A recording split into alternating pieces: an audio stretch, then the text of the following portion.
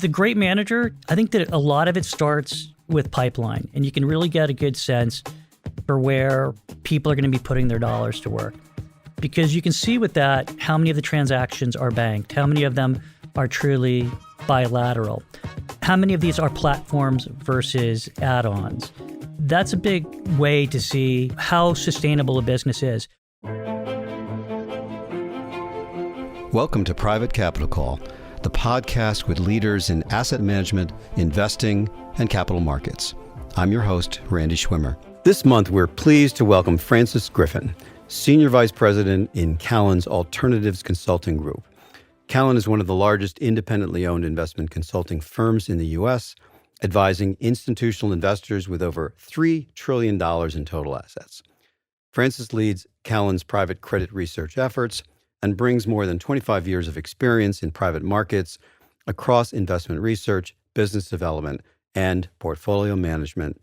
Francis, it's great to have you on Private Capital Call. Randy, it's always great to be here, and it is always a pleasure sitting down with someone with your investing and fundraising acumen. Well, this is going to be a fun conversation. I know a lot of people are going to be listening in, and maybe we kick it off a little bit by a bit of an intro on your role and what distinguishes Callan from other consultants. Sure. So Callan is founded in 1973, founded by Ed Callan. We're now on our third generation of ownership. And one of the things that's really distinguishing is just how independent we are.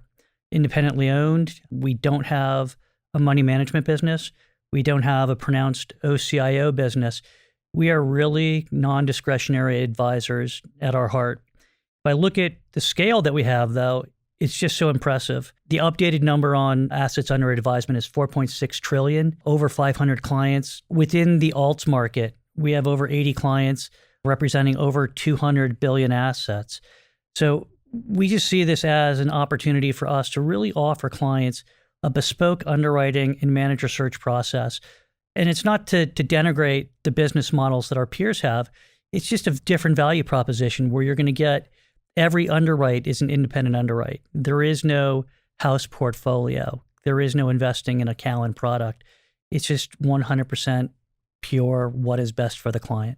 And that scale allows you to do things that you wouldn't ordinarily be able to do, and it gives you yet an ability to specialize as you have in private capital. Absolutely. If I look at who our client type is, we really serve bread and butter is really two groups of public plans as well as corporate plans. Those probably represent about 85% of who we're allocating with. Those plans, continuous allocators, but they run on the scale from people who might be committing $25 million to a manager up to those who are doing $500 million SMAs. We also do project work where our independence really leads people to work with us. Those might be tickets of $1 billion and up.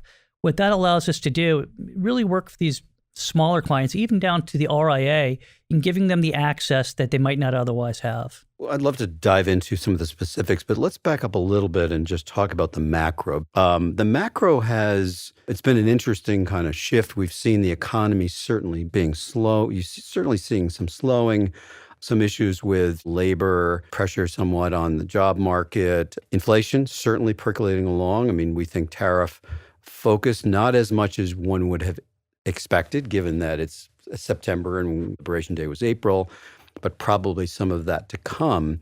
How are you seeing the macro environment? And then what does that mean when you think about allocation and just asset management in general? We're really fortunate to be working with clients that are in very sound financial shape. What that does mean is that they do need to stay invested. They can't just pull away from the market. So they might delay some allocations, but they can't completely reallocate. Where are you going to put these dollars? Everything is rich. So the question is finding where are your investments best made? And it's really following that investment policy statement. If I look at our clients, they're probably targeting about 6 to 7% of their assets in private credit. They follow a pacing plan. Liberation Day caused them to pull back a little bit, to take a let's wait and see, but they do need to put these dollars to work. So if they were putting together or going to put to work $400 million across 4 managers 400 million. It's probably going to be 3 managers, 350 million. They're going to wind up a little bit further back, but not materially. The allocations have maybe changed in one way, and that's that probably on direct lending, absent a catalyst, clients are a little bit more patient in putting dollars to work there. They do want to see how the M&A cycle shapes up, how existing commitments get called, but by and large, they're still continuing as they normally would. We don't invest based on base rates. It's hard for us to adjust for currency for US dollar denominated investments.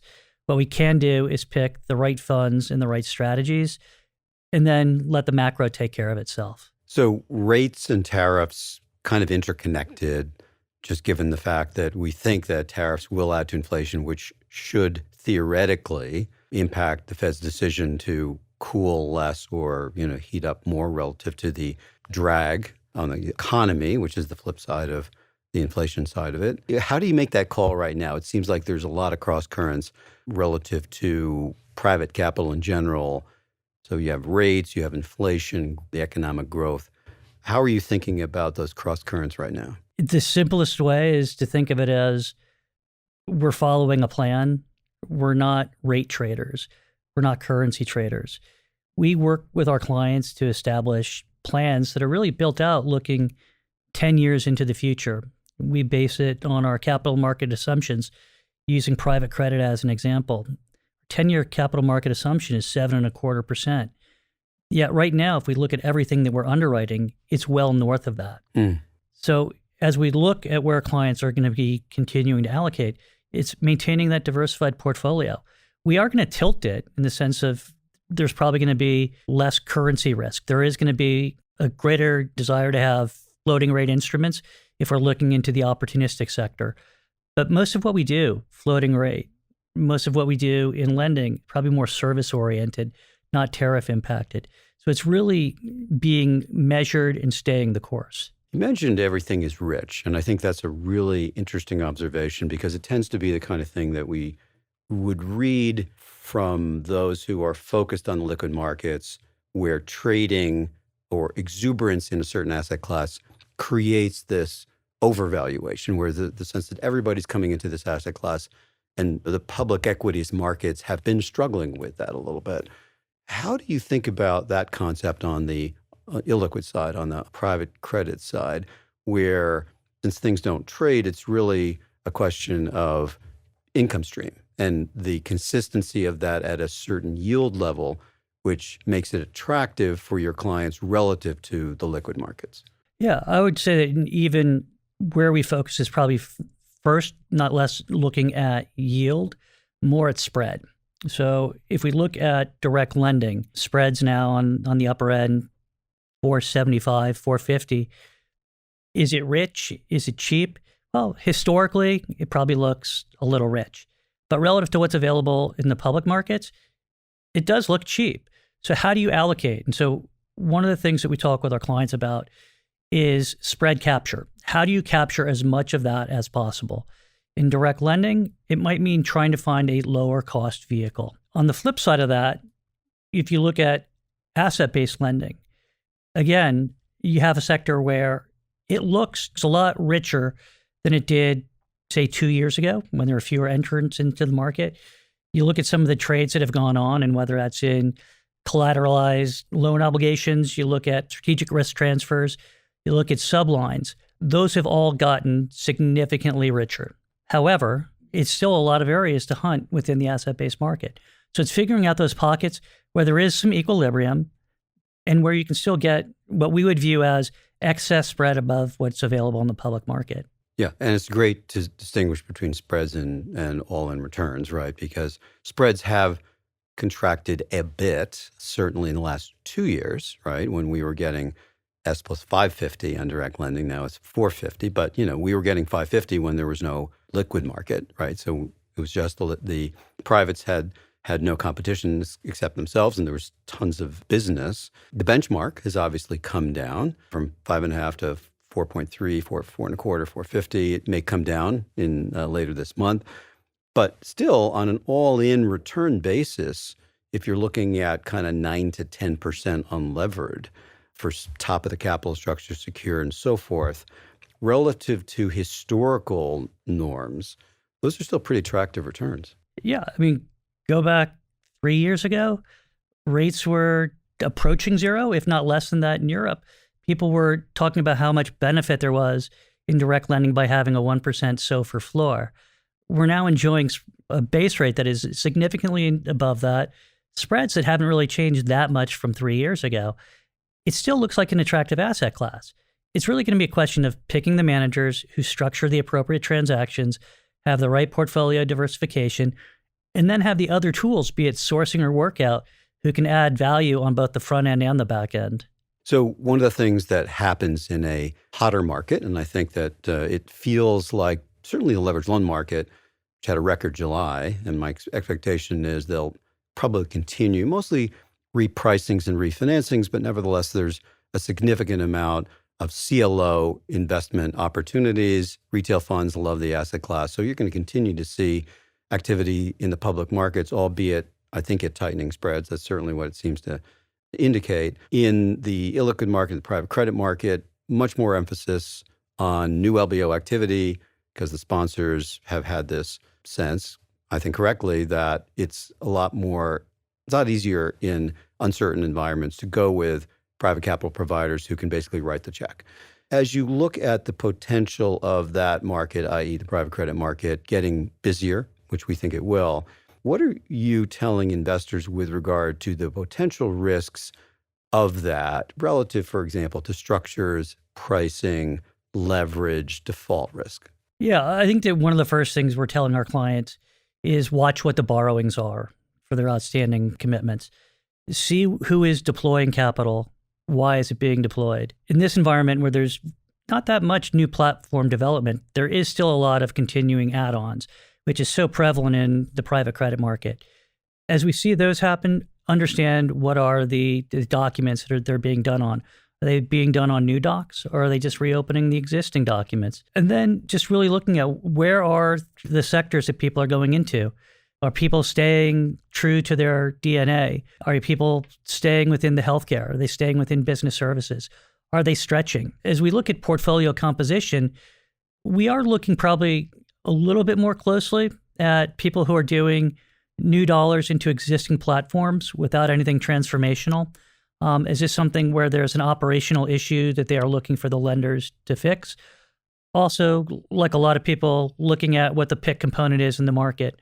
Obviously, with the BDCs having such an incentive to keep everything current pay, we have an eye on that. We want to make sure that the private lenders are able to exert the full force of their covenants. Speaking of covenants, one of the advantages of private credit is that the lenders have the ability to actually have financial leverage tests and so forth that can get triggered. There's also, I think, a sense that the reason default rates are so low and continue to be low in private credit is that there's an ability to work within that structure, whether it means extending or creating a higher temporary ceiling for those covenants, or even, you mentioned PIK, going from cash to PIK in order to get the company back up and running. There's a lot of things that will allow this business to heal, working with the private equity owners to get this back on track, and therefore everybody gets their money back. Do you think that that kind of work that the best managers do with their borrowers is understood fully by your clients? By my clients, yes. By everyone else's clients, no. Yeah. I think our clients do a really good job of understanding probably the three parts of the market: the upper end of the market, the lower end of the market.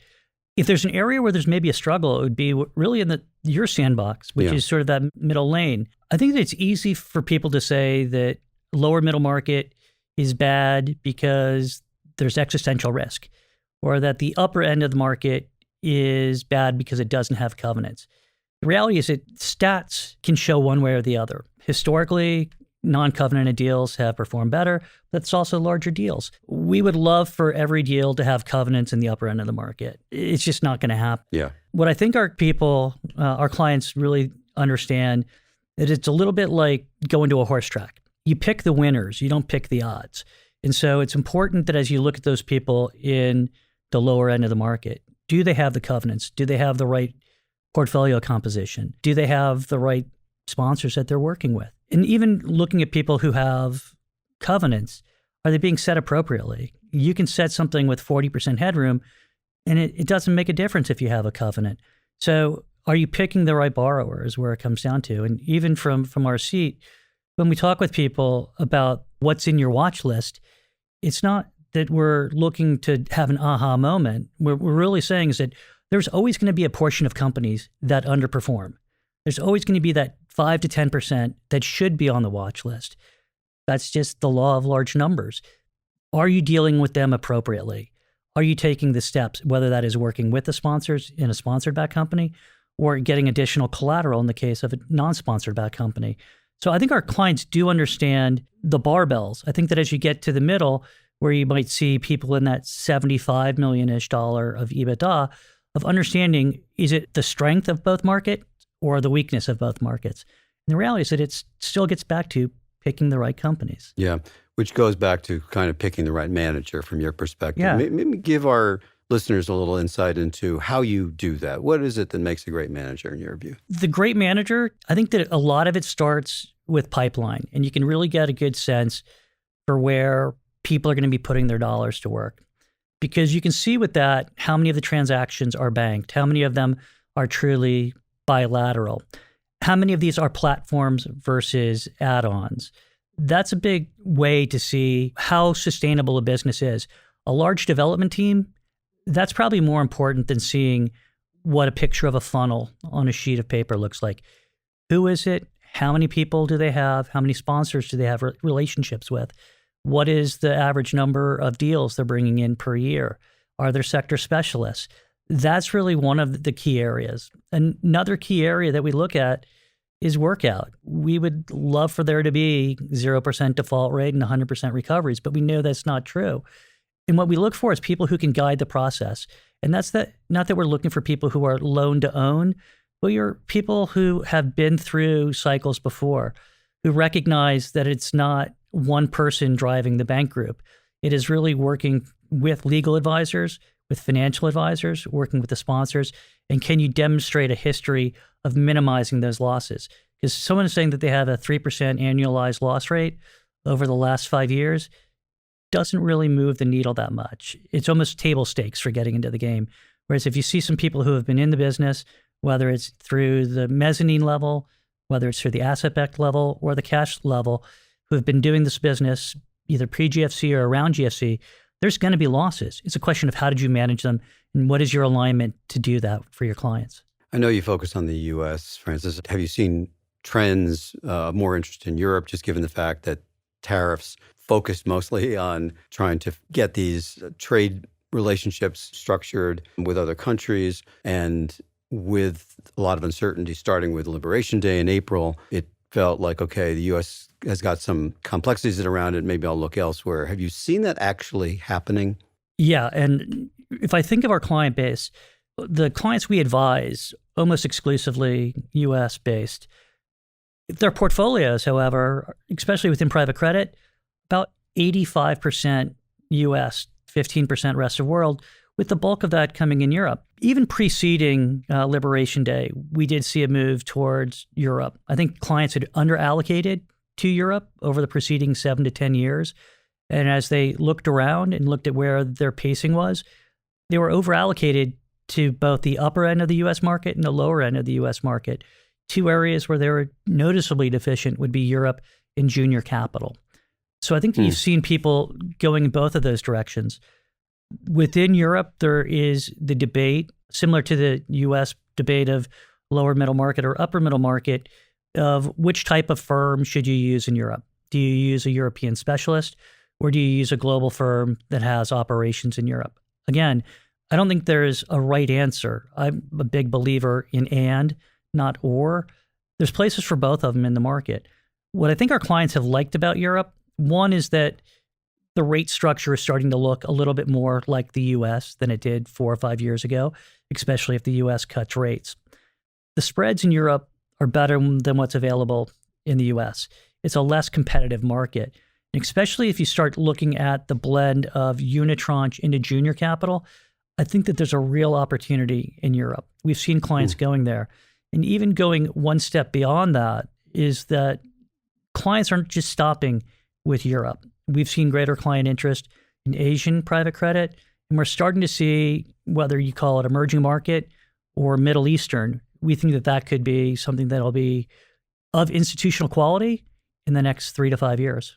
When you think about private credit benefits and the thing that has driven its enormous growth, getting up to 1.7 trillion by some estimates and higher in some others' views, a lot of the benefits related to the fact that there's less correlation with liquid markets as they traded down, illiquidity premium, much more opportunity to manage assets more directly and so forth. Going forward, how do you think about those benefits changing? Are there other benefits, particularly as rates start to come down? This is a floating rate environment. So are there other benefits that might come to be seen that are currently not as well appreciated? That's a tough one. You really put me on the spot. But one of the areas that I think is really interesting, if you going back to the growth of private credit, and I think it topped $1 trillion, was it 2020-ish? Now up at around $2 trillion, is that a lot of these portfolios built from 2015 to 2020, pretty stable environment. Portfolios have really been built, performed very well. But we're now getting to this later innings. I think that people are going to see that, and we're seeing it with credit secondaries now, that these private portfolios do offer the ability to be tailored. That's going to be very interesting. I think that another way that you're going to see the application change, and we're seeing it now with the talk of private assets getting into 401ks. You're seeing it with the combination public-private instruments. You're going to see it with high-grade privates. You're seeing that it's not just an institutional tool to replace broadly syndicated loans or high yield. It is really something that captures a broad sector of the market that is underrepresented in client portfolios. And whether that's an institutional client or a retail client, it's underrepresented. If you look at I think it's the Middle Market Association, 200,000 businesses in the U.S., middle market businesses. Yeah. It's so underrepresented in client portfolios, especially on the private side. We always think of it in terms of your public market portfolio. What do you have there? You have large cap, small cap, mid cap. In your fixed income portfolio, it was all public. There was no private, even though so much of the economy is focused in the private market. So it really just is an extension of that. And there's a lot of language, people talking about the convergence of those institutional and wealth markets. If you're speaking to the wealth investor today, what messaging would you have for them who are somewhat less experienced than the institutional investors in this illiquid asset class? What kind of things would you be telling them to pay attention to in private credit? Liquidity. I think it starts and ends with liquidity. These are private instruments. They are semi-liquid, but I would emphasize the semi and say in times of illiquid environments, they're illiquid. So as we look at whether it's BDCs or interval funds or other instruments as they get into 401ks, just understanding what the liquidity needs is, what the liquidity needs are. They haven't been tested. If I look at direct lending, that is cycle tested. We can go back to the 90s and say it was being done in that format. I can look at distressed, say the same thing. Hedge funds, tested. These new structures, maybe a little bit tested. But again, if we go back to when you and I were starting our careers and we would watch the weekly fund flows going into the high yield market and the broadly syndicated loan market, those institutions that it was going into, they're not around anymore. Not most of them. Mm-hmm. And so if you think of, you don't necessarily need to be the first one in, but you do need to pick the right manager and the right structure and understanding how much can you get as passive as you can be. Right now, it's pretty actively managed. If you look at where you would like to be in the future, you'll probably want to be something where you'll be a little bit more liquid, a little bit more passive. Mm-hmm. This is a fantastic conversation. Let me wrap with this question. It's always good to kind of look at the past, figure out what's going on. Where are we today? What's going to happen in the next 12 months in private credit? What's your expectations? My expectation, I'll talk about it from our clients. Over the next 18 months, the largest consumer of capital will be direct lending. I do expect that will be a large portion of re-ups, but there's also going to be diversifying strategies coming in. There's going to be more Europe coming in. There could be more junior debt coming in. Asset-based lending, it's going to be the largest number of new underwritings, second largest pool of capital allocated. The third area is probably a little bit of TBD. But it's most likely going to be the opportunistic strategies, whether that's multi-strategy or distressed. I think that there are opportunities to do things now that look more like cap solutions, but it's also going back to Liberation Day and seeing how clients responded when it did look like the sky was falling. Clients are underallocated there, and there does need to be more persistent allocation into it, not idiosyncratic allocations there. Francis Griffin, Senior Vice President at Callan's Alternatives Consulting Group. That was an amazing tour through the markets. I'm going to have to go through it and rewind a number of times to get all the goodies out of it. But we super appreciate you joining us here on Private Capital Call. Randy, you're always my favorite to talk to. So thank you for having me today. Thank you.